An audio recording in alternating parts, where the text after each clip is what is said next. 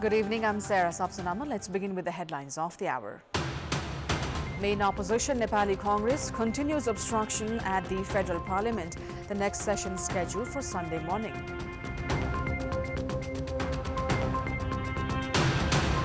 Nepal Rashtra Bank amends monetary policy to encourage loans, especially focusing on automobiles and real estate sector.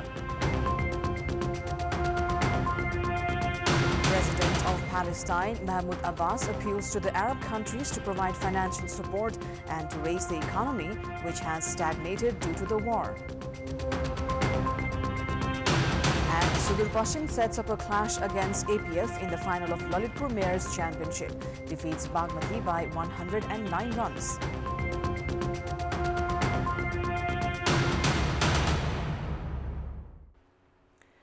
Opposition parties have joined forces regarding formation of a parliamentary probe committee to investigate the fraud related to cooperatives. The opposition have decided to continue obstructing the parliament meetings until a probe committee is formed.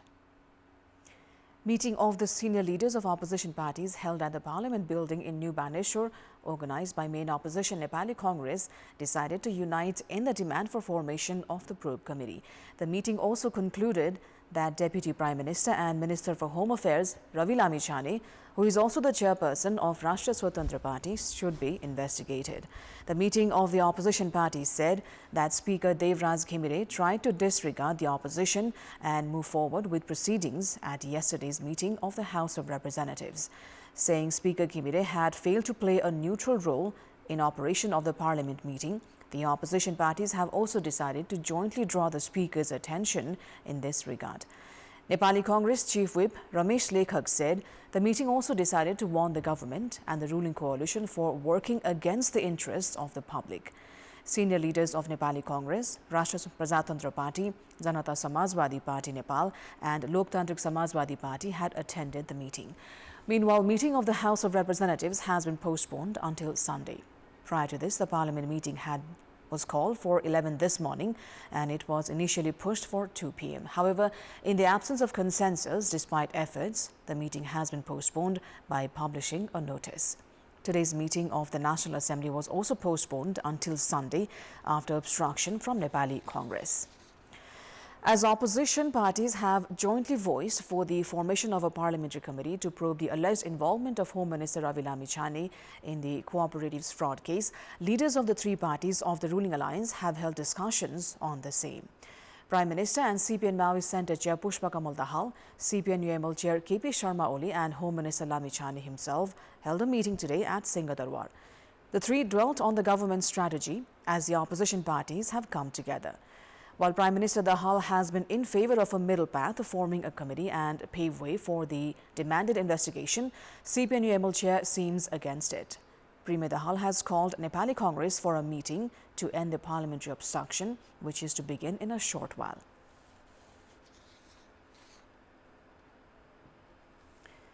Prime Minister Pushpa Kamal Dahal is scheduled to take the vote of confidence from the House of Representatives this Monday.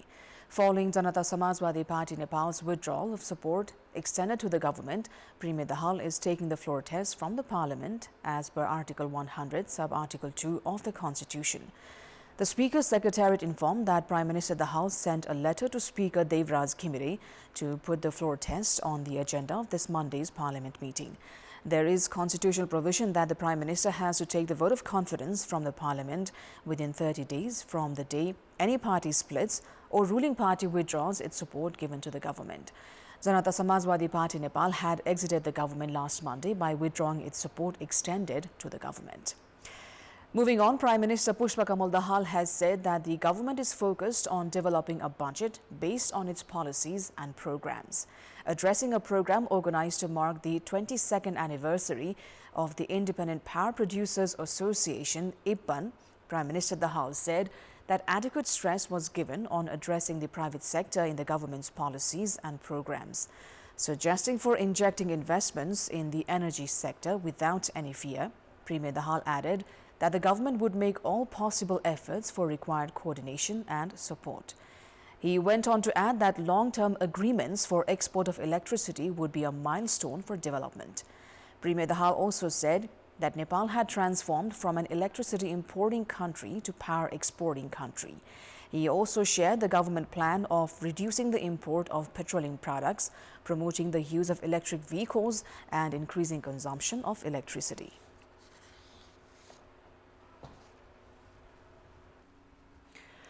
Nepal Rashtra Bank has made amendments to monetary policy focused on automobiles and real estate sector to encourage loans. The risk-weighted average for loans given for automobiles has been revised to 100% from 125%. The central bank expects this revision to encourage the public in applying for loans. Likewise, the income-to-loan ratio has been increased to 70% from previous 50%. However, applicants need to submit documents proving they have clear taxes for it. The central bank has also said it will expand interest corridor. In context of good loans, the loan loss provision has been maintained at 1.20% from previous 1.25%. Nepal Electricity Authority Bhaktapur Transmission Center has begun cutting electricity lines of religious shrines of Bhaktapur that have not paid the electricity bills and have been using power without installing a meter. The authority has cut the electricity line of Surya Vinayak Ganesh Temple of Surya Vinayak Municipality, Bhaktapur, in the initial phase. According to the authority, 35,947,000 rupees is yet to be received in payment from 41 religious shrines of Bhaktapur. The authority has been asking the development committees to pay their electricity fees of the past 2 decades. It is time now for our segment Public Pulse, where you text us with your opinion. The question is, what do you term the halt in trials while investigating the irregularities at trial centers? Your options are A. High-handedness of traffic and transport management, B. High-handedness of trial centers, and C. Fear of irregularities being discovered. The voting is on. Type NEWS, select your option A, B or C and send it to 34001 to share your opinion with us. Time now for international update.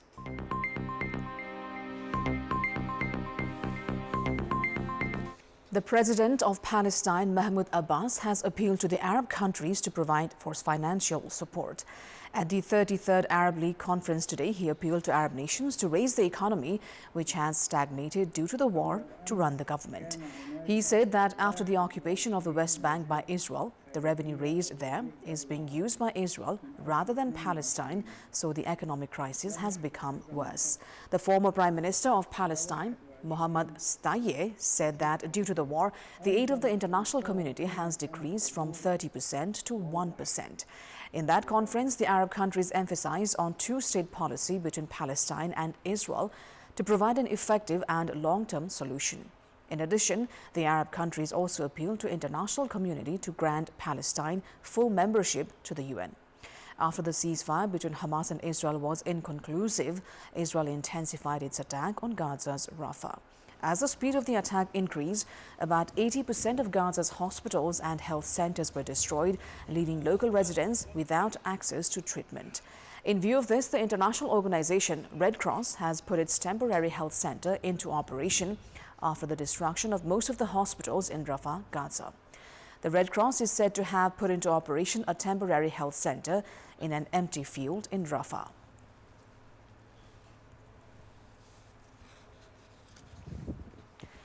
Chinese President Xi Jinping gave Russian President Vladimir Putin a rare hug in front of cameras on Thursday, sealing a vaunted new era of strategic partnership between the two countries. Although Xi, in keeping with the tenets of China's political culture, is not known for effusive displays of warmth, he gripped Putin by the shoulders and hugged him twice. The moment came as the leaders were concluding an informal tea and dinner event considered to be the key session of Putin's two-day visit to China. Russia, grappling with Western sanctions after its invasion of Ukraine, is increasingly reliant on its booming trade with China, which is challenging U.S. supremacy in areas from quantum computing to espionage and hard military power. Volodymyr Zelensky marks 5 years in power as Ukraine's president, as the prospect of reaching a peace deal with Russia after more than 2 years of war remains uncertain. Zelensky, a comedian turned politician, was sworn in on May 20, 2019 in the country's parliament. Since Russia launched its large-scale invasion on February 24, 2022, Zelensky has become a well-known figure on the international stage, calling for support and more weapons to defend his country in war. Moving on, the death toll of South Brazil rainstorm has hit 151, while another 104 people remain missing. Since torrential rains began to lash the country's southernmost state, Rio Grande do Sul, on April 29, floods and mudslides have left some 600,000 people homeless. According to Civil Defense Agency's latest report, over 2.28 million residents have been directly impacted by the disaster in the state, which borders Argentina, Uruguay, and is a center of Brazil's agribusiness as well as the top rice producer in Latin America. Brazilian President Luiz Inácio Lula da Silva visited the area on Wednesday, speaking to those taking refuge in shelters, and pledged more aid for displaced families so they can buy new homes. The government has set up an extraordinary secretariat in Porto Alegre, which has the ranking of a ministry, to coordinate relief and recovery efforts through February 2025. In addition to government efforts, data show that more than 15,000 volunteers from all over Brazil have contributed to disaster relief in the region. Now, a peculiar battle has been brewing in India, with new photographic and video evidence. An Indian court battle over the origins of world-famous butter chicken is said to get spicier. Two Indian restaurant chains have been sparring since January at the Delhi High Court, both claiming credit for inventing the dish in a lawsuit that has grabbed the attention of social media users, food critics, editorials, and TV channels across the globe. The popular Moti Mahal restaurant chain said it had the sole right to be recognized as the inventor of curry and demanded its rival, the Daryaganj chain, to stop claiming credit and pay $240,000 in damages.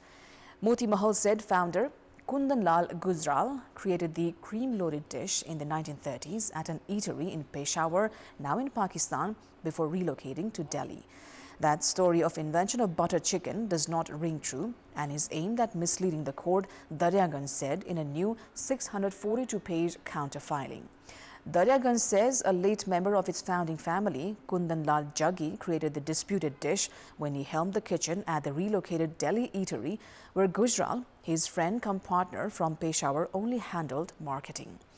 Evidence in the non-public filing includes a black and white photograph from the 1930s showing the two friends in Peshawar, a 1949 partnership agreement, Jaggi's business card after relocating to Delhi, and his 2017 video talking about the dish's origin. The judge will next hear the case on May 29. In its 2,752-page Indian lawsuit, Moti Mahal has accused Daryaganj of copying the look and feel of the interiors of its outlets. Daryaganj has retorted with photographs of restaurant interiors, which the judge will review, claiming it is Moti Mahal that has copied its design of floor tiles.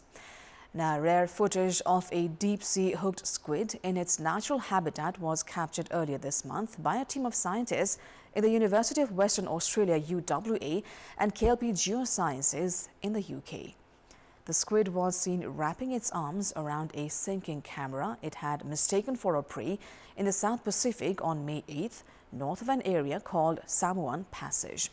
Bright bioluminescent lights used to startle prey were seen at the ends of its two arms, which chief scientists likened to headlights.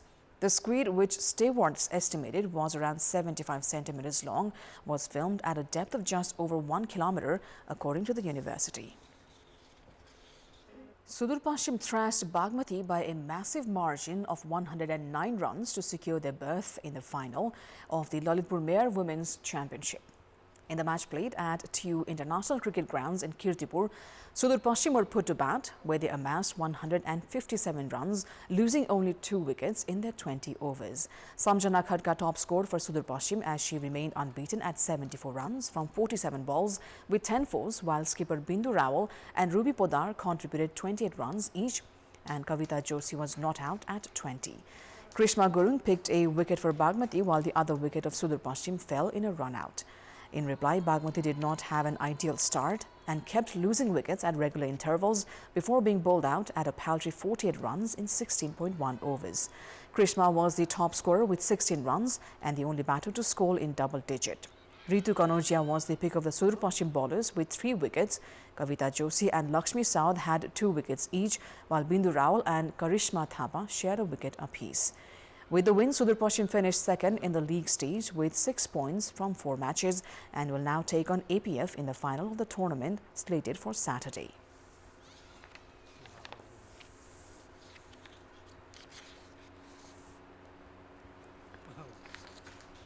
And that is all for the moment. Thank you for watching. Bye for now.